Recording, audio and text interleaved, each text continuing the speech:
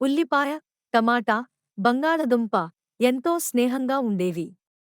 ఒకరోజు ఆ మూడు కలిసి నదీ స్నానము చేసి శివాలయంకు వెళ్లి శివుణ్ణి దర్శించుకుందాం అని బయలుదేరాయి. ఎదురుగా ఒక ఎద్దుల బండి వస్తున్నది చూడకుండా నడుస్తున్న టమాటా బండి చక్రాల కింద పడి నలిగిపోయింది. ఆ బాధను తట్టుకోలేని స్నేహితులు ఉల్లిపాయ, బంగాళదుంప బోరున ఏడ్చాయి. సమయం తరువాత బాధను దిగమింగుకుని ముందుకు నడవసాగాయి. కొంత దూరం నడిచిన తర్వాత పక్కనున్న కొండపై నుండి ఒక బండరాయి జారి బంగాళాదుంపపై పడినది.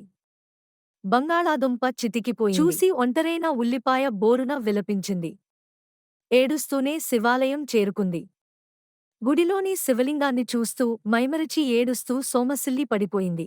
శివా, నీకు ప్రణామములు అని నమస్కరించింది. నా ప్రాణ స్నేహితులైన టమాటా, బంగాళాదుంప నా కళ్ల ఎదుటే ప్రాణాలు కోల్పోయారు.